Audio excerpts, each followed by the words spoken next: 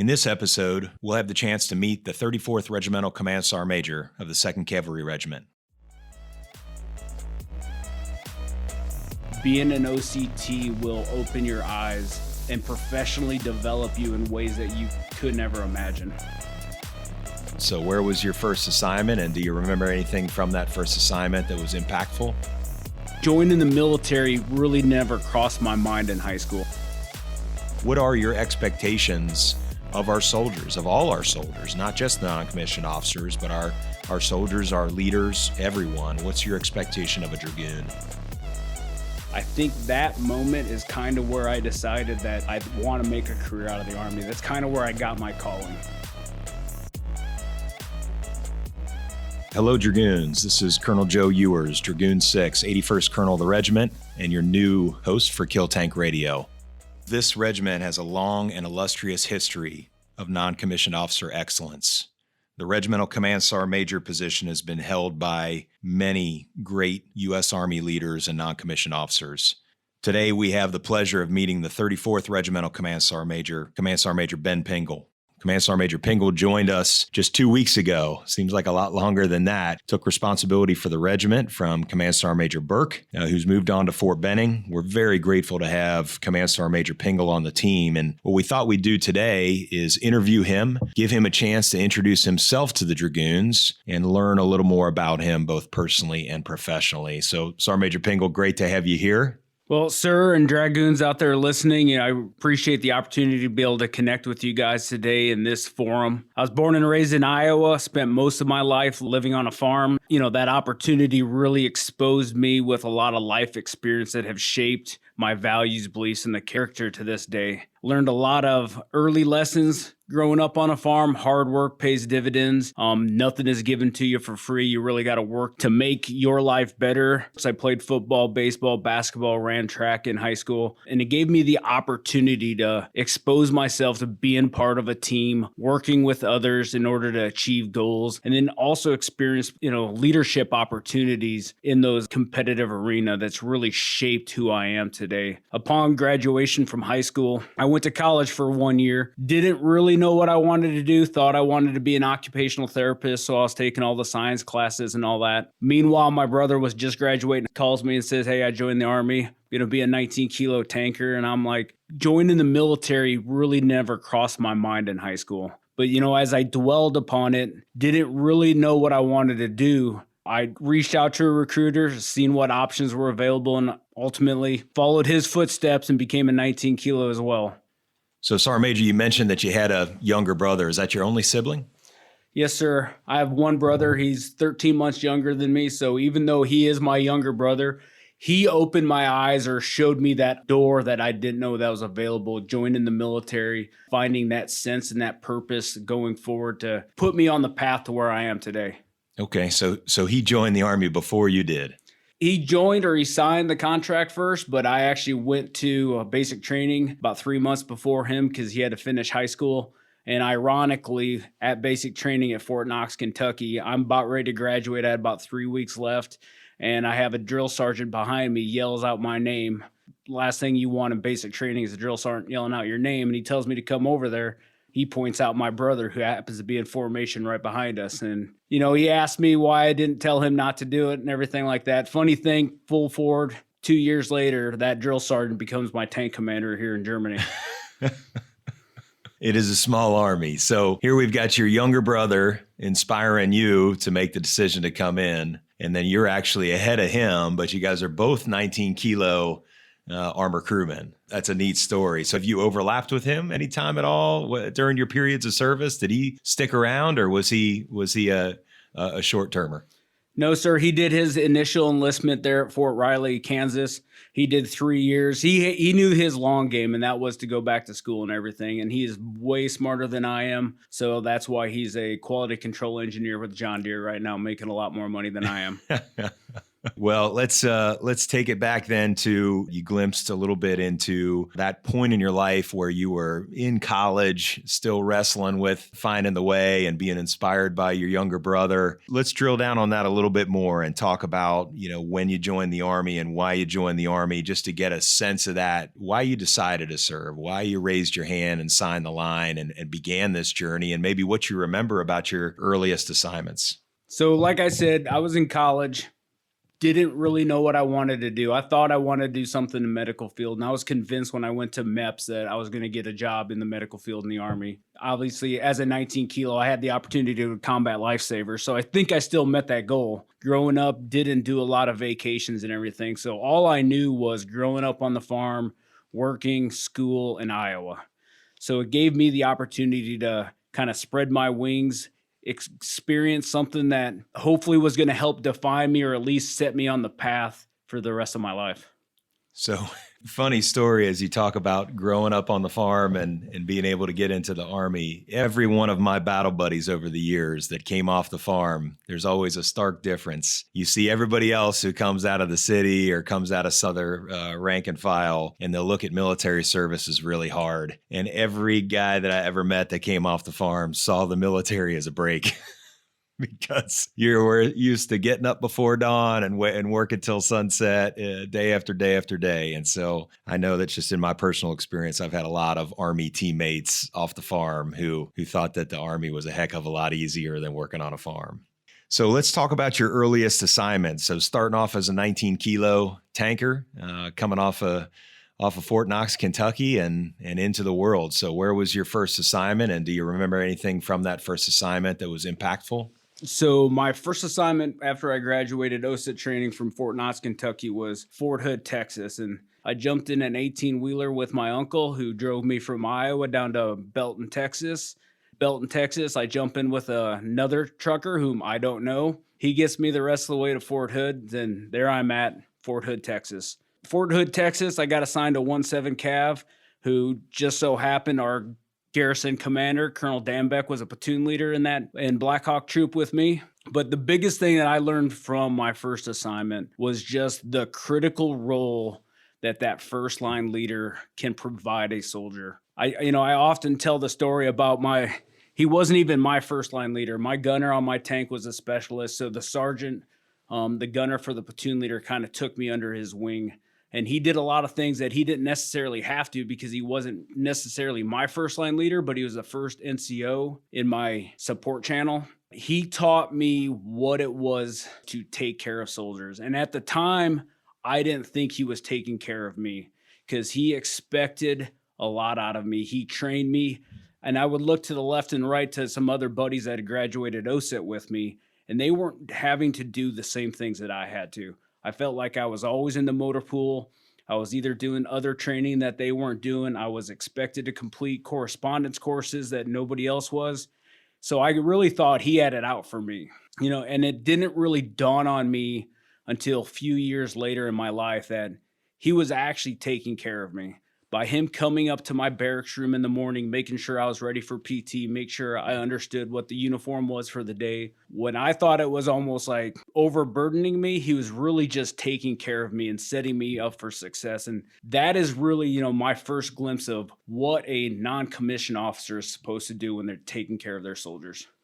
Yeah, that's a great story. And you're lucky to have had a leader like that in your life and in your career early on. So from there, and as you map across what's been a long and illustrious career path, has your career followed a pretty standard path? Do you feel like you've done what the brochure says? When you look at the career map, what's expected for your CMF, I would say I haven't, sir. I've been lucky to have a multitude of assignments that have really been outside of what's necessarily my CMF or that traditional path per se. Ironically, I was only at Fort Hood for 12 months, and this is, again, well before emails.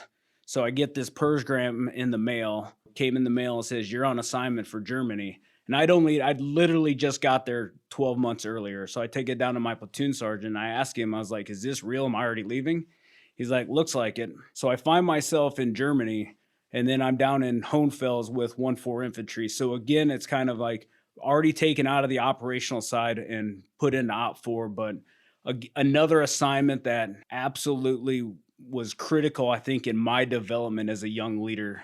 Very decentralized operations when you're in an Op 4 unit. There's a lot put on young soldiers, and it just so happened that is where I went to the sergeant board and actually graduated here at the 7th Army Non-Commissioned Officer Academy. That assignment, I kind of started to think, do I want to make this a career? I was still contemplating getting out. I'd actually applied to the University of Iowa to become an X-ray tech. Then I found myself in another assignment. Hey, they make me the armor.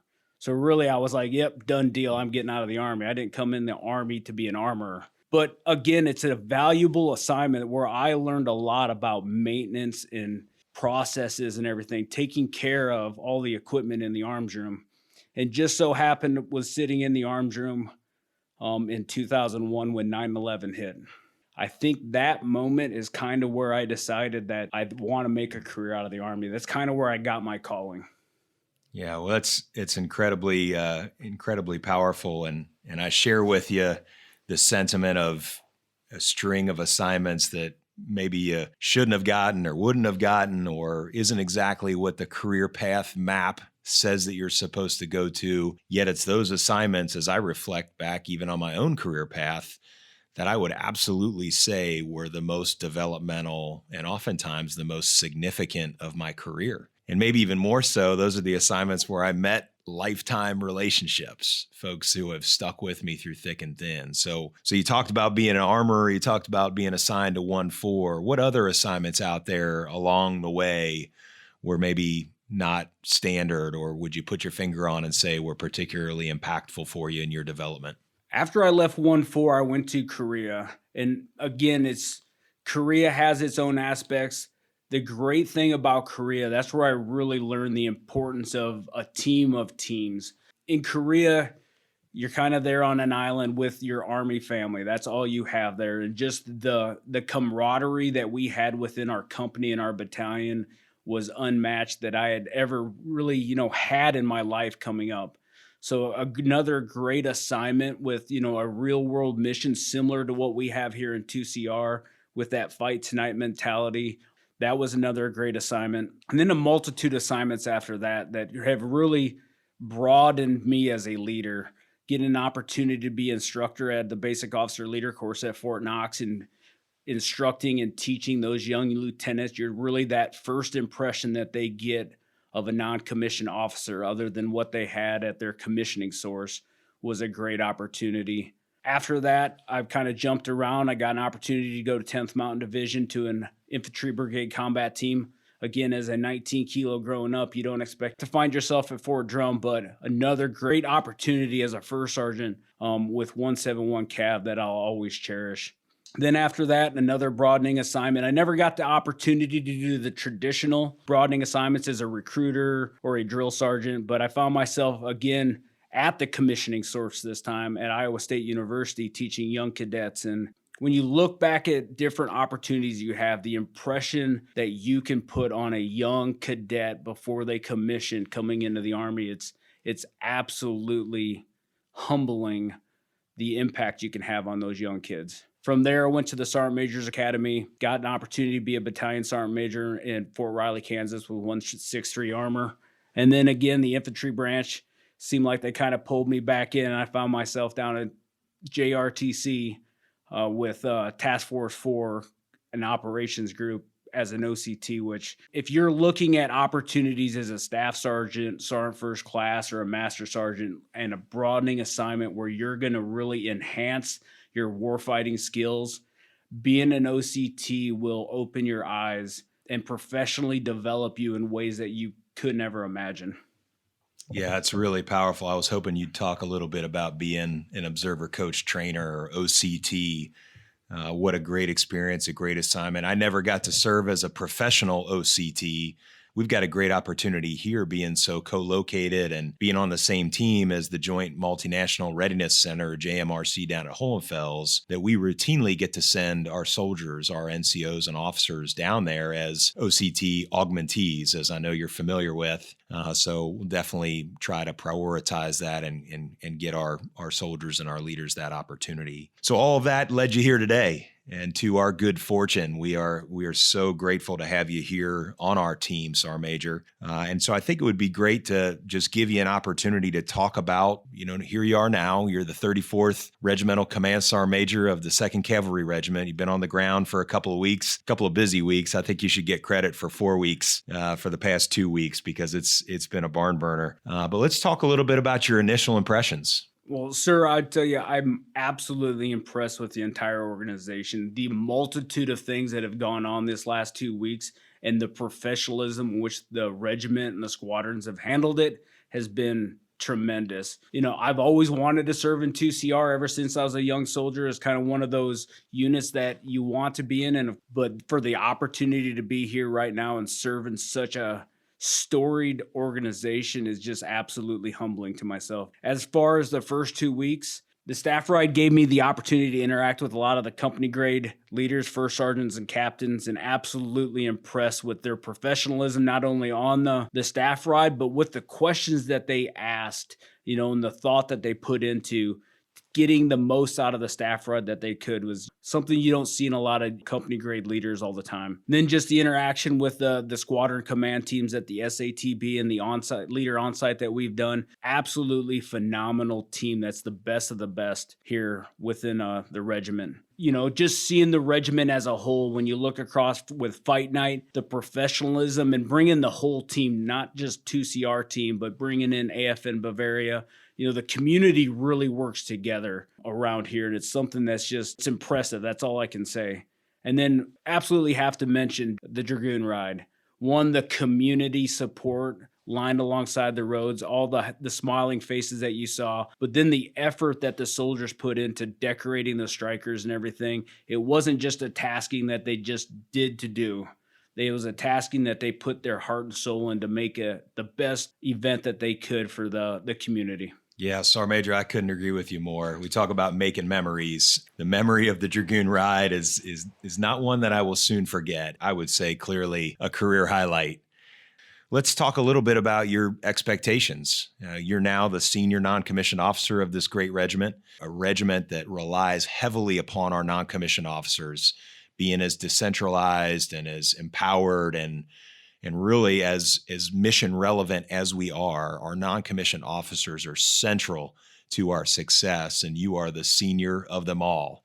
So as our newest senior non-commissioned officer, what are your expectations of our soldiers, of all our soldiers, not just the non-commissioned officers, but our soldiers, our leaders, everyone? What's your expectation of a Dragoon? Well, sir, my expectations are pretty simple. I expect soldiers and leaders to just give 100%, make yourself and your organization better every day. As you always say, sir, every soldier is a leader in the regiment, and every soldier needs to take care of the other soldiers, whether you're a first line leader or it's your battle buddy to your left or right, or it's another soldier in another platoon that you don't have any formal tie to.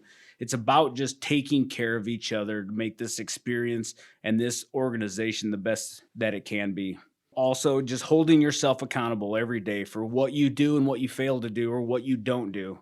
We represent something much larger than ourselves. We represent our ideals, our freedoms, our nation, and our army. And here forward deployed in Europe and with our NATO allies, it's even more important. We're representing our country over here in Germany.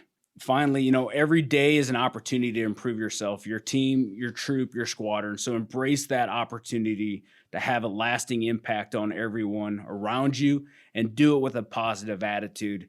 The simplest way I can say it is be my sergeant right. That first non-commissioned officer I had, while at the time I may not have appreciated it, but I definitely appreciate it now. He embodied what it meant to take care of soldiers, to train them, to take care of their quality of life, and put them at the forefront of what they do every day. That's some great sage advice, Sergeant Major. I really appreciate that. And just speaking from the perspective of just one Dragoon, you are my Sergeant Major as well. And so I'm eager to meet and exceed your expectations. And I know that the rest of the Dragoons are as well. So let's pivot away from the professional for just a minute and close out by talking some more about you as a person. We want to know who Sergeant Major Pingel is. We want to know just a little bit more about you. So what more can you tell me about yourself? So I'm married to my amazing wife, Tasha. She's originally from Illinois. She also is a veteran. She was a combat medic in the Army. My hobbies personally, I love hunting and I love woodworking, two things that I probably won't get a lot of here in Germany, but also me and my wife love to travel. We love hiking. One of our things is we always look for opportunities to climb mountains or highest peaks in different states. We just completed our first 14,000 foot mountain this last summer in Colorado and looking for the opportunity to climb some mountains here across Europe. No, that's great. And we're really excited to have you and Tasha on the team. It's been wonderful to get to know you a little bit as you came out of your travel ROM upon arrival.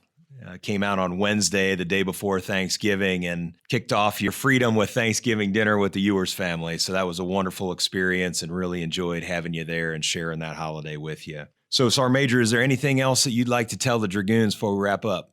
Sir, lastly, I'm just honored and humbled for the opportunity to serve as the 34th Regimental Command Sergeant Major and looking forward to everything that the regiment accomplishes in 2021 and hope everybody out there has a happy holidays and a Merry Christmas. Well, I've enjoyed getting to know more about our new Regimental Command Sergeant Major, and I know that our Dragoons have as well. It's been a pleasure to talk to Command Sergeant Major Pingel today. As we transition into the holiday season, just one last plug. I'd like to wish everybody a happy holidays and a Merry Christmas. We greatly appreciate all of the holiday spirit. As Sergeant Major mentioned, the Dragoon ride was nothing short of epic, and the holiday joy that's out there is both real and valuable. As you transition to your holiday plans, whether that's here locally, back in the States, or anywhere in between, please be safe. Please look out for each other, take care of each other, and come on back. We need every single Dragoon on this team. This is Dragoon 6, signing off. Hey Dragoons, this is Dragoon 6. If you've got a great idea for an episode or you'd like to participate in an episode, please reach out to our public affairs officer. This is a show for Dragoons by Dragoons, and so we're always looking for great new content.